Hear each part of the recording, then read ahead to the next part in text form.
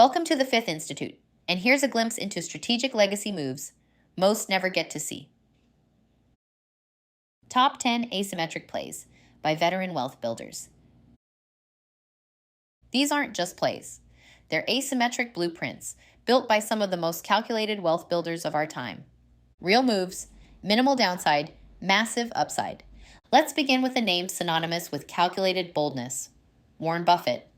During moments of market chaos, he injected billions into distressed giants like Bank of America. But he didn't just offer capital.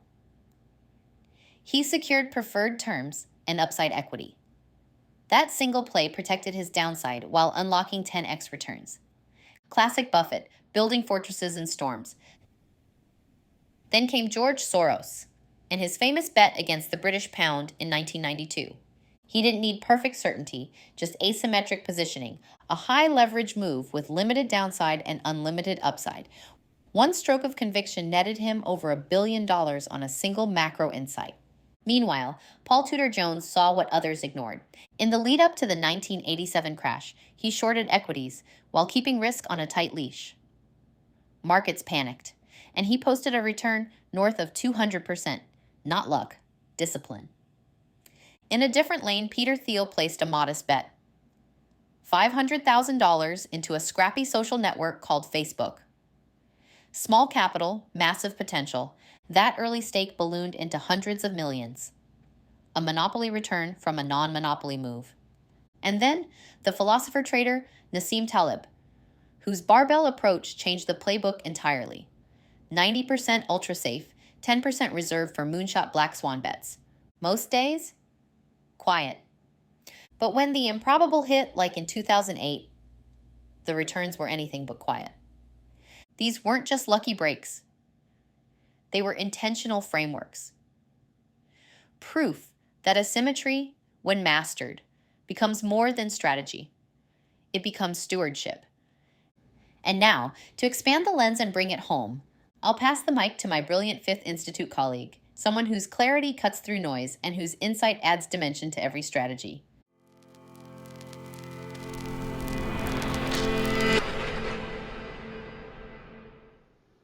Grateful nod to the thoughtful hand that just guided us through those foundational 5.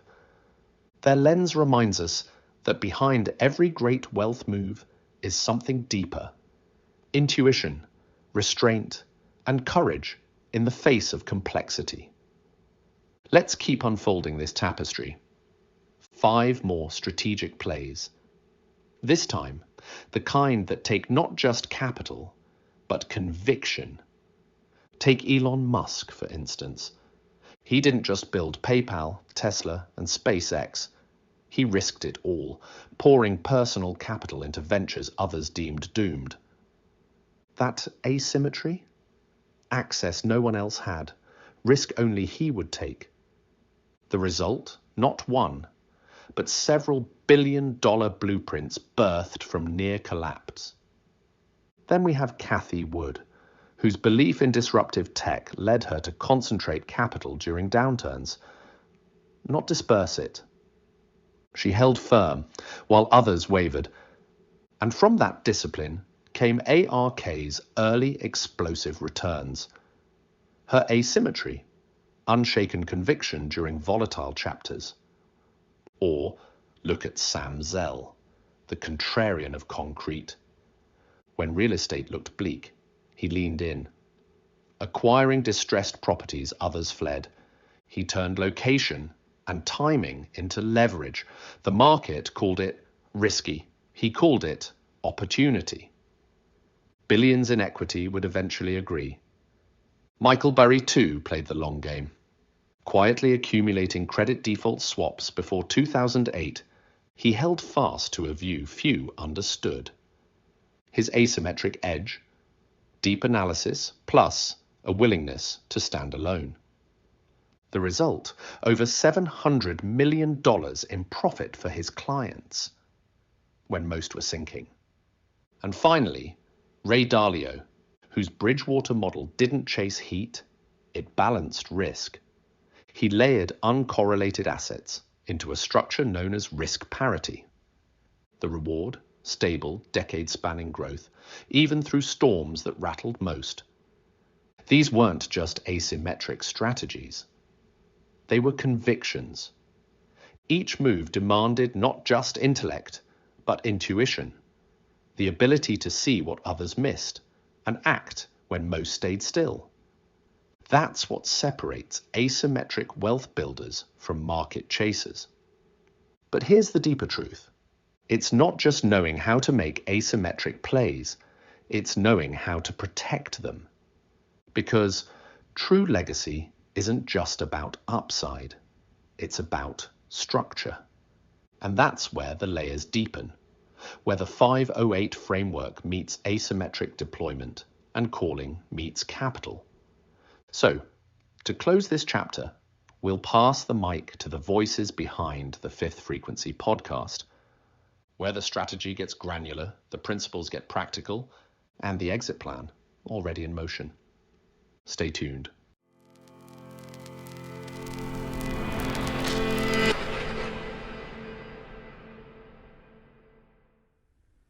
Before we proceed, I want to say thank you to our two previous hosts for giving us great examples of veterans in finance using asymmetric strategy. Welcome to the Fifth Frequency podcast. Today we're going deep into something really powerful, combining asymmetric capital deployment with what we're calling a 508 strategy. That's right. It's an exciting combination. Asymmetric risk. It's that core idea.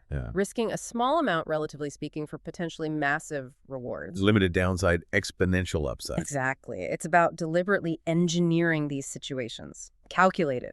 It's fundamental for serious wealth builders looking for that magnified reward potential. Okay, let's unpack that a bit. We often see pure asymmetric plays, right? Acquiring distressed real estate positions or maybe undervalued intellectual property asset classes. Precisely. Those are classic examples. They work because they inherently protect your initial capital while opening the door for those exponential rewards we talked about. But there's a catch, isn't there? Something hidden in the traditional way of doing things. Yes, that's what our team focuses on. There's this hidden friction.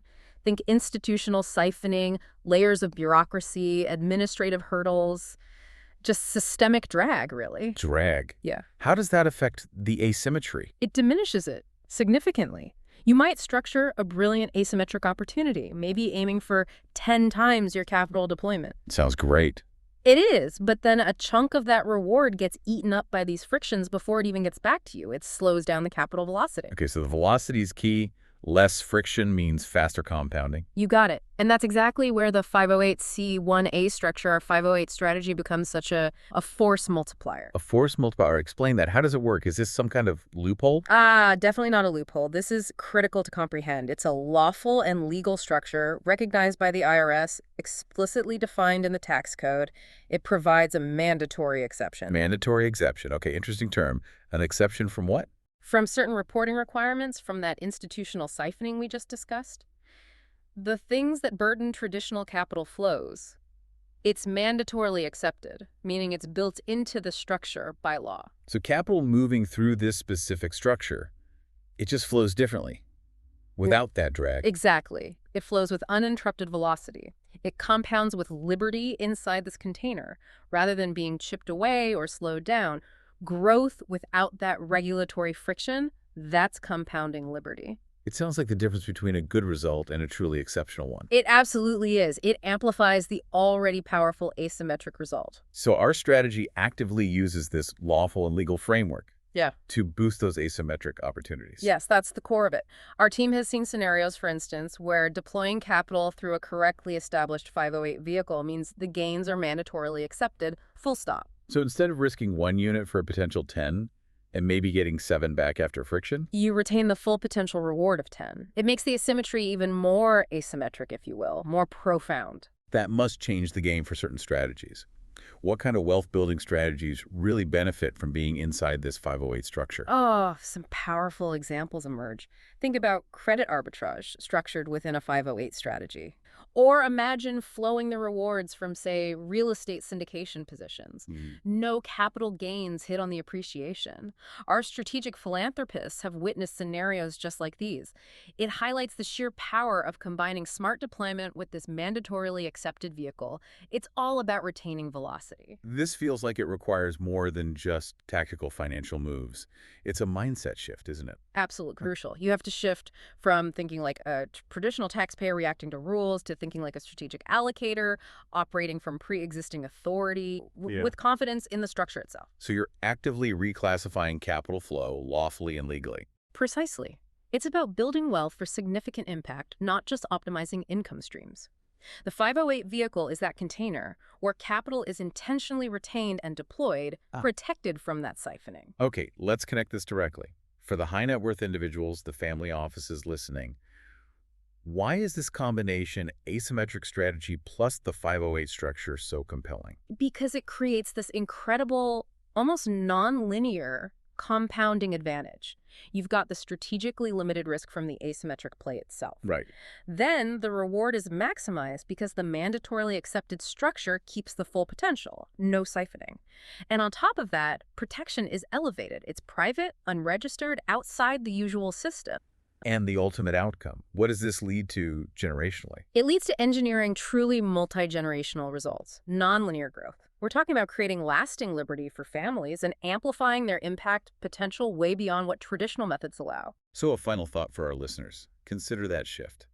Moving from just managing risk to actively hunting the right kind of asymmetric opportunity. And then, crucially, applying the discipline of a specific lawful and legal structure like the 508 strategy. How could that redefine your legacy?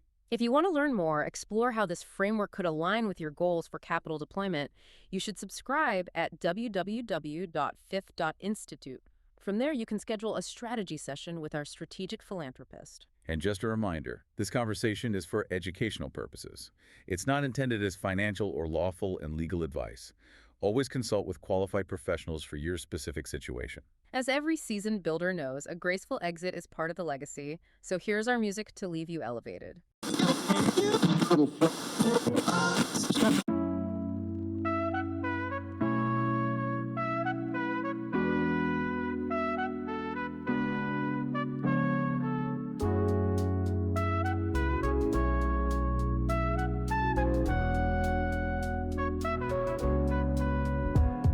Wake up, $10, don't blow it on flash. Stack it in a play where the ripple makes cash. Skip the fast lane, we build with grace. Small move now, but it shapes the base.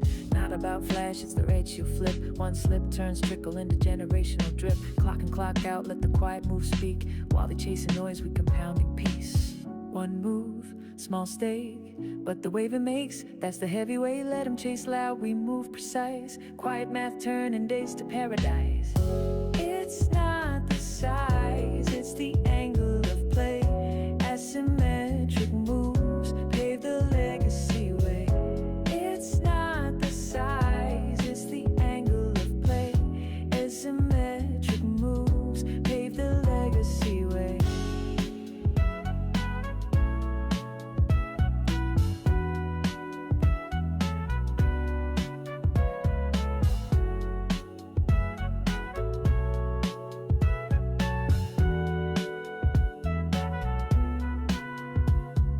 They looking for a flip, we setting foundations. Quiet allocations with no limitations. Royalty over chaos, flow over friction. Asymmetric steps, no need for permission. It's not what you give, it's how you release. One channel of liberty, multiply peace. Stack it with sense, let the seasons turn. Velocity safe while the purpose burns. One move, small stake, but the wave it makes, that's the heavyweight. Let them chase loud, we move precise. Quiet math turning days to paradise. It's not the size, it's the angle of play. Asymmetric moves pave the legacy way. It's not the size, it's the angle of play. Asymmetric moves pave the legacy. Now imagine the pool, every drip aligned. Each small liberty creating new design. Risk distributed yet rewards extend. Wide net strategy with compounding blend. Not one one stream, it's a lattice of power. Every household seated like a blooming flower. Collective chess, not casino chance. With less siphoned off, we advance the dance. One move, small stake, but the wave it makes, that's the heavyweight. Let 'em chase loud, we move precise. Quiet math turning days to paradise.